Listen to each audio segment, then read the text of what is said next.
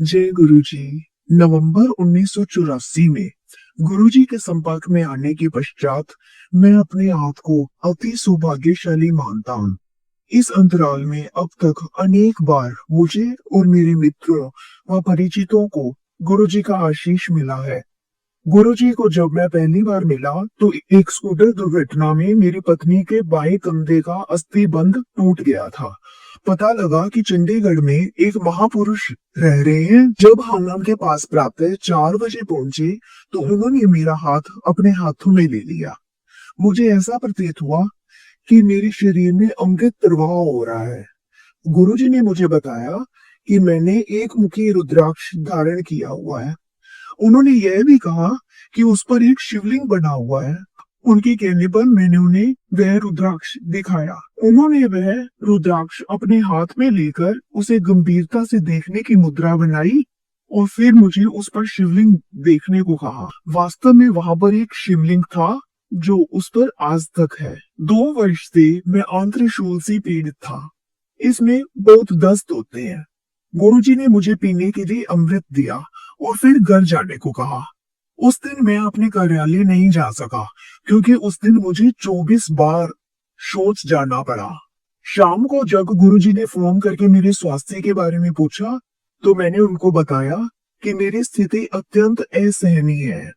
उन्होंने कहा कि यह अच्छे चिन्ह है, रोग शरीर से बाहर निकल रहा है। अगले दिन प्रातः मुझे लगा कि मैं स्वस्थ हूँ और यह मैंने गुरुजी को बताया। उन्होंने कहा कि अभी रोग शेष है, वह अगले दिन ही ठीक होगा और अपने पास बुलाया। जब मैं उनके पास पहुंचा तो उन्होंने अपने रुद्राक्ष और एक चम्मच से मेरी नाभि को छुआ। छूते ही ऐसा प्रतीत हुआ कि मुझे बिजली का तीव्र झटका लगा है और मैं गिर गया। उन्होंने मुस्कुरा कर कहा कि अब रोग से मुक्ति हुई है। उस बिजली के झटके के बाद वह रोग मुझे आज तक नहीं हुआ है। मेरी पत्नी बबली का उपचार करने के लिए गुरुजी एक शनिवार की संध्या को हमारे घर पहुंचे। उनके निर्देशानुसार साबुत उड़द की दाल की 3 रोटियां बनाई गई। आधी रोटी को शौचालय में डालकर जल प्रवाहित कर दिया गया। शेष 2.5 रोटियों को उन्होंने बबली के कंधे पर रखकर कुछ उच्चारण किया और मेरे हाथ में देकर बोले कि यह एक काले कुत्ते को खिला दूं। मैं भुचक्का था कि रात के 9 बजे एक साफ स्वच्छ छावनी क्षेत्र में आवारा कुत्ता, वह भी काला, मिल पाना अति कठिन है। मैंने अपनी शंका गुरुजी को जताई। गुरुजी ने अपने शांत स्वर में मुझे नीचे बाहर जाने को कहा। मैं अचंभित हुआ जब नीचे जीने में ही मुझे एक काला कुत्ता मिल गया। उसी समय बबली का रोग भी समाप्त हो गया। एक दिन जब गुरुजी हमारे घर आए तो घर पर अनेक अतिथि थे। मेरी पत्नी ने बीच में एक बादाम का कटोरा रखा हुआ था। अचानक गुरुजी ने अपनी मुट्ठी भरकर बादाम उठाए और सब अतिथियों को, लो अखरोट खाओ, पिस्ता खाओ, किशमिश खाओ कहते हुए बांट दिए। विस्मय की बात यह थी कि जिन फलों का नाम वे ले रहे थे, बादाम उन्हीं में परिवर्तित हो गए थे। मेरे एक जवान नायक आनंदन को बाधा दौड़ में पीठ पर गहरी चोट लग गई थी। जवान का उपचार तो हुआ था पर उस चोट के कारण वह सेना की सब कार्य करने में अक्षम हो गया। उसे सैन्य सेवा से निवृत्त कर घर भेजा जा रहा था। मैं उसे प्रातः 4 बजे गुरुजी के पास ले गया और उनसे उसे स्वस्थ करने के लिए प्रार्थना करी। गुरुजी ने मुझसे प्रश्न किया कि यदि उन्होंने उसे रोग मुक्त किया तो उसके कर्म कौन समाप्त करेगा और इस अवस्था में मैं अगले जन्म में विकलांग रूप में जन्म लेगा। मैं विस्मित अवश्य था पर मैंने गुरुजी से प्रार्थना करी कि वह अपने तप से उसके कर्म नष्ट कर दे। गुरुजी मुस्कुराए और उन्होंने आनंदन को लेटने को कहा। फिर उन्होंने उसे छूकर एक अति भयानक मुद्रा बना ली, जैसे वे किसी को डांट फटकार रहे हैं। नीचे लेटा हुआ आनंदन बच्चे की भांति धीरे धीरे सिसक कर रो रहा था और मैं आश्चर्यचकित था। फिर उन्होंने आनंदन को उठकर अपने शरीर से सब पट्टियां उतारने को कहा। उन्होंने यह भी कहा कि उसे स्वस्थ होने में समय लगेगा और तीसरे दिन उसे पुनः लेकर आऊं। अगले दिन प्रातः जब मैं पीटी के लिए जा रहा था तो मैंने आनंदन को अपनी बैरक के बाहर दंड लगाते हुए देखा। मैंने उसे रुकने के लिए कहा तो वह बोला कि अब उसे कोई दर्द नहीं है और लग रहा है कि वह रोग मुक्त हो गया है। मैंने उसे गुरुजी के अगले दर्शन तक यह बातें गोपनीय रखने के लिए कहा। तीसरे दिन जब हम गुरुजी के पास गए तो उन्होंने मुझे अपने पास बुलाया और आनंदन की उंगली करते हुए कहा कि वह शनि के प्रकोप से बाहर आया है। आनंदन का रंग साफ हो गया था और उसका वजन 13-14 किलो घट गया था। गुरुजी ने फिर आनंदन से प्रश्न किया कि उनके छूने के बाद क्या हुआ। आनंदन ने बताया कि तब से वह सोया नहीं है। गुरुजी ने तुरंत एक चाय के चम्मच से उसकी बाल्य ग्रंथि को छुआ। उन्होंने फिर मुझे निर्देश दिया कि आनंदन को बैरक में पहुंचाकर उसे सोने दो। गुरुजी के स्थान से बाहर निकलते ही उसका सिर मेरे कंधे पर टिका और वह सो गया। वाहन चालक की सहायता से हम उसे बैरक तक लेकर आए और उसे उसके बिस्तर में लिटा दिया। आनंदन 3 दिन तक सोता रहा और पूर्णतया रोग मुक्त हो गया। कर्नल BRP चौधरी विदुर थे और चंडी मंदिर में हमारे घर के सामने रहते थे। एक दिन गुरुजी उनके घर गए और एक चित्र को देखकर उसके बारे में पूछा। कर्नल चौधरी ने कहा कि वह उनकी मृत पत्नी का है। गुरुजी बोले कि वह तो यहीं पर है, क्या वह देखना चाहेंगे? हम हैरान थे। फिर उन्होंने अपना एक हाथ उठाया और हिलाया। अचानक वह चित्र हिलने लगा। फिर वह मेज जिस पर चित्र रखा हुआ था उसके बाद एक एक करके उस कमरे की सब वस्तुएं, अलमारी, बिस्तर, सब कुछ केवल भूमि को छोड़कर धीरे धीरे सब शांत हो गया। गुरुजी पुनः बोले कि वह उन्हें और अपने पुत्र को छोड़कर कहीं नहीं जा सकते। वह तो एक शाम को गुरुजी हमारे घर पर आए थे। उस संगत में आसपास के कई लोग भी आए हुए थे। कर्नल चौधरी मेरे से अकेले में बात करना चाह रहे थे। दूसरे कमरे में जाने पर बोले कि उन्होंने अपने पुत्र पिल्तू को जब गुरुजी के पास आकर आशीर्वाद लेने के लिए कहा तो उसने उत्तर दिया कि संतों के पास जाने की आयु तो उनकी है, वह तो संगीत सुनना चाहता है। इस बात पर कर्नल चौधरी को क्रोध आ गया और उन्होंने उसे चांटा मार दिया था। वह चाह रहे थे कि मैं जाकर उसे समझाऊं। मैंने उत्तर दिया कि स्थिति को थोड़ा शांत होने देते हैं, उसके बाद मैं उसे समझाऊंगा। इसके बाद हम गुरुजी के चरणों में आकर बैठ गए जैसे कुछ हुआ ही नहीं हो। गुरुजी ने कर्नल चौधरी की ओर देखा और बोले कि अब पुत्र बड़ा हो गया है, उसे मारने की क्या आवश्यकता थी। उसी क्षण पिल्तू ने कमरे में प्रवेश करके गुरुजी के चरण स्पर्श किए। पहले गुरुजी अमृत बांटा करते थे। प्रत्येक भक्त को एक गिलास मिलता था और मैं अपने भाग का एक गिलास पी चुका था। उस दिन मैं गुरुजी के निकट बैठा हुआ था। अचानक मेरे मन में विचार उत्पन्न हुआ कि यदि गुरुजी मुझे एक गिलास और दे तो निश्चित हो जाएगा कि वह मेरे मन की बातें पढ़ रहे हैं। उस समय गुरुजी किसी और को गिलास दे रहे थे। वह रुके और उन्होंने वह गिलास मुझे थमा दिया। 15 मिनट उपरांत मैंने संयोग समझकर यह विचार मन से त्याग दिया और मेरे मन में आया कि यदि वह मुझे तीसरा गिलास दे तो मुझे विश्वास हो जाएगा कि वह मेरे मन के भाव जान सकते हैं। वह उसी समय रुके और मेरी ओर देखकर बोले कि लो, यह गिलास तुम स्वयं ही पियो। एक बार जब मैं उनके पास बैठा हुआ था, मेरे मन में विचार आया कि मैं उनसे मिलकर अति भाग्यशाली हूँ, पर कितना अच्छा हो यदि गुरुजी मुझे अपने चरण स्पर्श करने दे। उन्होंने उसी क्षण मेरी ओर देखा। अगले दिन दोपहर को वह हमारे घर आए और बिस्तर पर लेटने की इच्छा प्रकट करी। मैं उनको अंदर शयन कक्ष में ले गया। उन्होंने लेटकर प्रश्न किया कि क्या घर में घी होगा। मेरे हामी भरने पर उन्होंने मुझे उससे अपने पैरों की मालिश करने को कहा। उस समय तक मैं पिछले दिन की मनोकामना को भूल चुका था। आधा घंटे बाद उन्होंने पूछा कि क्या वह अब जा सकते हैं। तब मुझे आभास हुआ कि वह केवल मेरी इच्छा पूर्ति करने आए थे।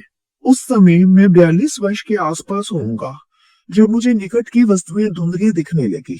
मैंने गुरुजी से अपनी दृष्टि ठीक करने का निवेदन किया तो वह बोले यह तो आयु के साथ होता ही है। और मैंने उन्हें पुनः अपनी दृष्टि ठीक करने के लिए आग्रह किया तो मुस्कुराकर उन्होंने मुझे लेटने के लिए कहा। उन्होंने मेरी आंख के पास पहले माचिस की तीली जलाई और फिर एक चाय की चम्मच में जल लेकर मंत्रोच्चारण करते हुए वह मेरी आंख में डाल दिया। तुरंत ही मुझे सब कुछ साफ दिखाई देने लगा। उन्होंने कहा कि अब 2 वर्ष तक मुझे कोई कठिनाई नहीं होगी, पर उसके बाद प्रकृति अपना कार्य पुनः आरंभ कर देगी। उसके बाद मेरा स्थानांतरण गुवाहाटी में हो गया था। एक दिन फिर मुझे निकट का धुंधला दिखने लगा। मैंने वह डायरी जिसमें गुरुजी द्वारा उपचार की तिथि लिखी हुई थी खोलकर देखी तो वह ठीक 2 वर्ष पूर्व की थी, जब हम चंडी मंदिर में रहते थे। एक दिन मेरे साधु ने, जो समूह के सामने बोलने से कतराते थे, रांची से फोन किया कि हम गुरुजी से निवेदन करके उनके द्वारा सैन्य अधिकारियों को दिए जाने वाले भाषण को रद्द करवा दें। हम उनका चित्र लेकर गुरुजी के पास प्रातः 4 बजे पहुंचे। गुरुजी के कमरे में प्रवेश करते ही उन्होंने मुस्कुरा कर कहा कि क्या मुझे अपने साधु का फोन आया है? वह गायर, उसे क्या चाहिए? जब हमने उन्हें समस्या बताई तो उन्होंने हमें बैठने को कहा और अपने अन्य कार्य करने लगे। समय बीत रहा था तो हमने उनसे पुनः कुछ करने की विनती करी, पर उन्होंने हमें प्रतीक्षा करने को कहा। अचानक 8:05 पर उन्होंने उसका चित्र मांगा और उस पर अपनी उंगलियां फेरने के बाद कहा कि उन्होंने समस्या को अंतरित कर दिया है और अब वह भाषण एक ऐसा व्यक्ति देगा जो हिंदू नहीं है। उस शाम को मेरे साधु ने फोन करके बताया कि संभाषण अब एक मुस्लिम अधिकारी देगा। जब हमने उनसे पूछा कि यह निर्णय कब लिया गया तो उसने कहा कि प्रातः 8:05 पर। मेरा सेवादार छुट्टी गया था। मुझे एक अन्य सेवादार मिला जिसका यौन परिवर्तन आरंभ हो चुका था। मेरे सूबेदार मेजर और मैं दोनों चिंतित थे कि अब वह कैसे सेना में कार्यरत रहेगा और जवानों की बैरक में कैसे रहेगा। एक दिन जब गुरुजी मेरे घर आए तो मैंने उस लड़के को ठीक करने के लिए विनती करी। गुरुजी ने प्रश्न किया कि मैं कहां से ऐसे रोगी लेकर आता हूँ। मैंने उत्तर दिया कि गुरुजी, यह तो उसका भाग्य है और उसे ठीक होना है, इसलिए वह मेरे पास है। गुरुजी ने उसकी पीठ पर एक चम्मच रखा और वह ठीक हो गया। एक दिन मुझे ज्वर हो रहा था और मैं धूप में लेटा हुआ था। अचानक दोपहर को 3 बजे गुरुजी हमारे घर आए और उन्होंने मेरे स्वास्थ्य के बारे में प्रश्न किया। मुझे सिर दर्द, ज्वर और मुंह में गंदा स्वाद था, साथ में नाक भी बह रहा था। उन्होंने मेरी पत्नी को एक डॉक्टर को बुलाने को कहा। तुरंत कर्नल चौधरी ताप नापने का यंत्र लेकर आए। उन्होंने मेरा ताप 103 डिग्री नापा। गुरुजी की प्रश्न करने पर उन्हें बताया कि औषधियों से मैं 48 घंटे में ठीक हो सकता हूँ, अन्यथा 3 दिन लगेंगे। गुरुजी ने फिर मेज बकनी को एक चम्मच, थोड़ा सा नमक और जल लाने को कहा। उन्होंने उस चम्मच में थोड़ा सा नमक और जल मिलाया और कुछ मंत्रोच्चारण करके मेरी नाक में डाल दिया। मुझे लगा कि मेरे अंदर का सब कुछ बाहर निकल आएगा। मैं बाथरूम भागा और मेरी नाक से बहुत सा तरल निकला और मैं अपना मुंह धोकर आधा मिनट के बाद बाहर आया। गुरुजी ने डॉक्टर को पुनः मेरा ताप नापने को कहा। वह 97.5 डिग्री था। गुरुजी ने पूछा कि अब मुझे कोई बहती नाक, सिर दर्द या मुंह में गंदा स्वाद है। अब तो मेरा उपचार हो गया था, अतः मैंने नकारात्मक उत्तर दिया। जनवरी 1985 के मध्य में गुरुजी ने कहा कि वह मेरी पत्नी बबली के जन्म दिवस 25 जनवरी की शाम को हमारे घर आएंगे। उस दिन हमारे घर पर अनेक अतिथि आए और कुछ महिलाएं अपनी शॉल गुरुजी को सुगंधित करने के लिए दे रही थी। गुरुजी उसको एक बार पहनकर कह रहे थे कि यह 1 सप्ताह तक सुगंधित रहेगा और यह 15 दिन, यह 1 मास आदि आदि। मैंने उनको एक फौजी कंबल देकर पूछा कि वह कितने दिन सुगंधित रहेगा। गुरुजी ने मुस्कुराकर उत्तर दिया, 1 वर्ष। और वैसा ही हुआ, वह 1 वर्ष तक सुगंधित रहा। मैं देहरादून में था और पिछले 3 वर्ष से गुरुजी से कोई संपर्क नहीं था। अचानक एक रात को मेरे कान में अत्यधिक दर्द हुआ और मेरे कान के पर्दे फट गए। अगले दिन प्रातः जब मैं कर्ण, नासिका और कंठ विशेषज्ञ के पास गया तो परीक्षण करके उन्होंने कहा कि मेरे दोनों कान क्षतिग्रस्त हो चुके हैं। क्योंकि मैं सुन नहीं सकता था, उन्होंने वह मुझे लिख कर बताया। उन्होंने कहा कि सेना के चिकित्सक कान के नए पर्दे लगाने के लिए शल्य चिकित्सा कर सकते हैं, पर इनकी सफलता केवल 5% ही होती है। मुझे मानसिक रूप से सेना से निवृत्त होकर घर जाने के लिए तत्पर रहना चाहिए। उसी शाम एक सिख सज्जन हमारे घर आए और उन्होंने कहा कि गुरुजी ने जलंधर से मेरे लिए अमृत भेजा है उन्होंने यह भी बताया कि मुझे अब सुनाई नहीं देता है। 3-4 दिन अमृत पीने के बाद मेरे कान के पर्दे पुनः ठीक हो गए और मेरी श्रवण शक्ति लौट आई। डॉक्टर अचंभे में थे कि यह कैसे संभव हुआ। मैं देहरादून में ही था कि जब मुझे 1988 में सरकार से कार ऋण प्राप्त हुआ। मैं दुविधा में था कि कार कहां से लूं, देहरादून, दिल्ली या कलकत्ता। एक दिन मुझे दिल्ली से कर्नल, जो अब ब्रिगेडियर है, चौधरी का फोन आया कि गुरुजी तूफान की भांति उनके कार्यालय में आए थे और उन्होंने कहा कि चटर्जी देहरादून में है और कार लेने के बारे में चिंतित है। उसको बोलो कि कार उसके लिए चंडीगढ़ में प्रतीक्षा कर रही है। इतना कहकर मैं बाहर निकल गई। ब्रिगेडियर चौधरी उनके पीछे भागे पर बाहर लंबे बरामदे में गुरुजी कहीं नहीं थे। यह सोचकर कि गुरुजी संभवतः दिल्ली आए होंगे और मैं उनके दर्शन कर सके, उन्होंने जलंधर में गुरुजी के निवास पर फोन किया। उत्तर देने वाले सज्जन ने कहा कि गुरुजी कहीं नहीं गए और वह उनके सामने बैठकर मुस्कुरा रहे हैं। मैंने चंडीगढ़ से ही कार ली और 2006 में बिकने तक वह बहुत अच्छी तरह चली।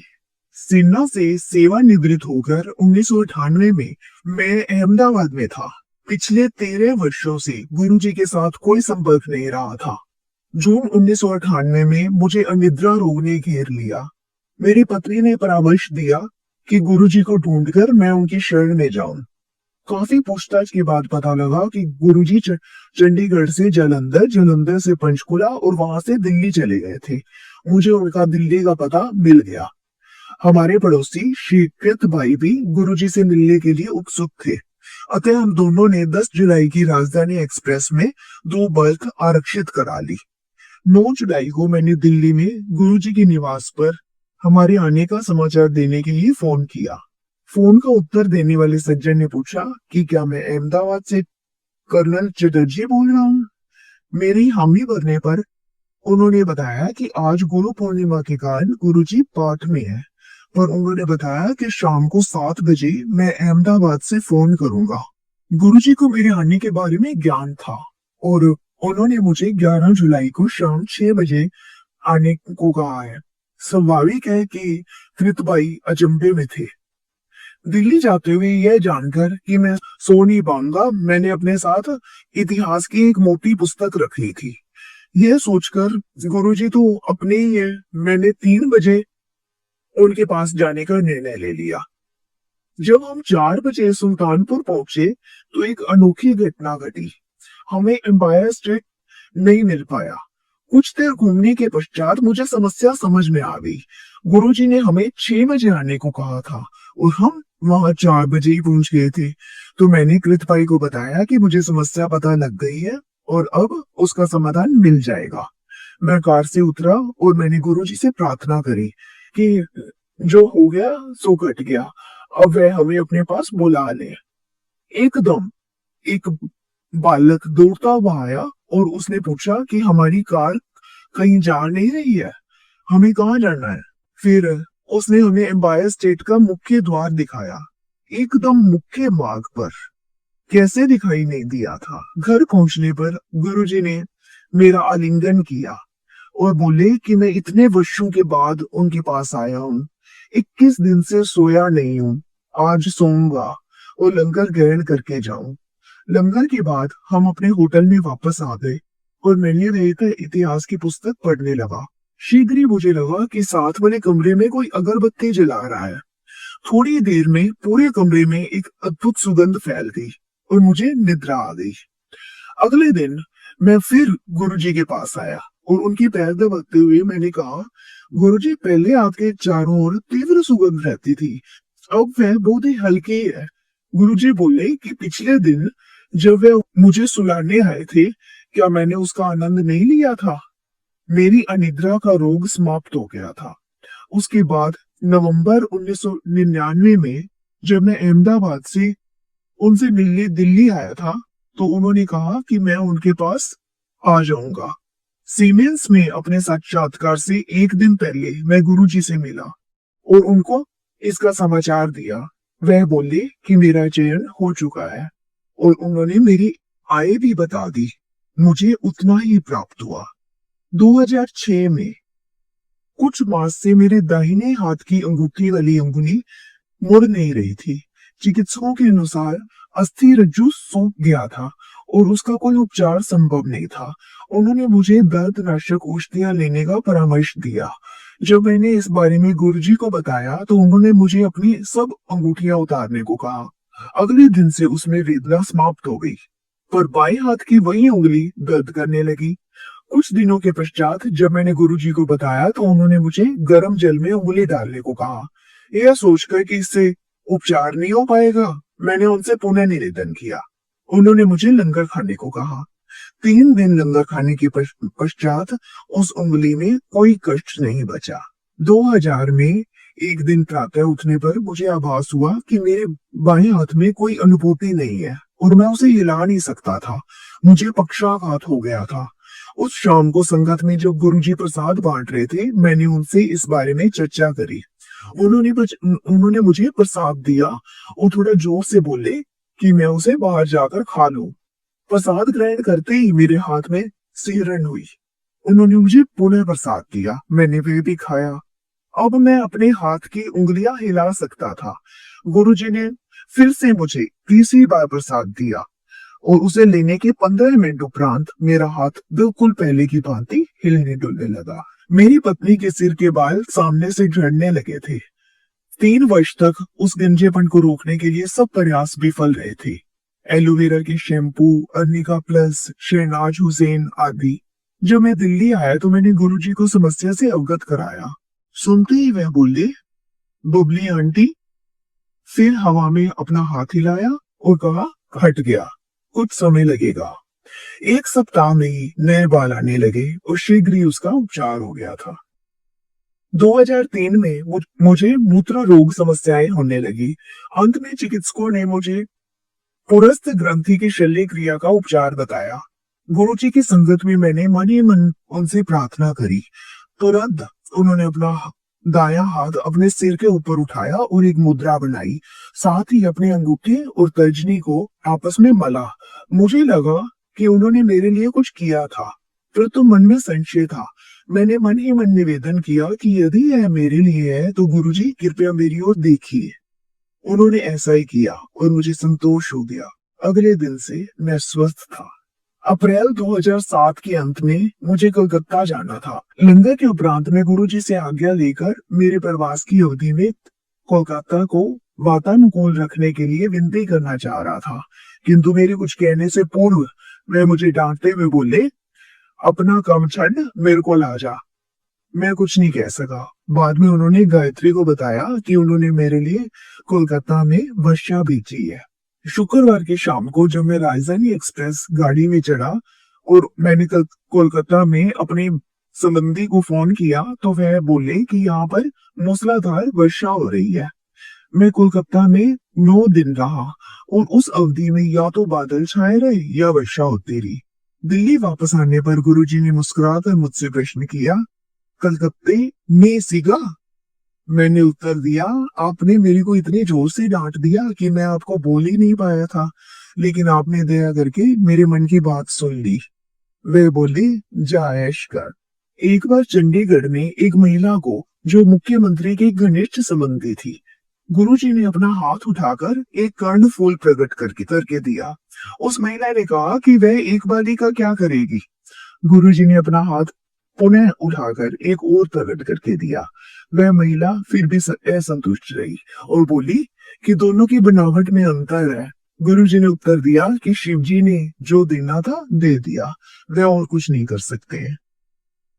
एक बार लंगर के उपरांत जब एम्पायर स्टेट में संगत में बहुत कम वक्त बचे थे, हम सब गुरुजी के आसपास बैठ गए। उन्होंने हरमिंदर सिंह सीमेंस के निर्देशक से पूछा कि क्या उन्होंने मेरे संस्मरण सुने हैं। उनके नकारात्मक उत्तर पर मुझे अपने संस्मरण सुनाने को कहा गया। अचानक ही थोड़ी देर में गुरुजी की मुद्रा स्थिर होकर अति कठोर हो गई और मुख लाल हो गया। फिर एकदम उन्होंने अपना एक हाथ उठाया और उसमें से एक डमरू जैसी वस्तु प्रकट हुई। उन्होंने वह मेनका गांधी के हाथ में दिया और स्वयं मूर्ति सदृश अचल होकर नमस्कार मुद्रा बना ली। कुछ समय पश्चात वह बोले, देखे शिव जी ने क्या दिया है। उस डमरू को तोड़ने पर उसमें से खोए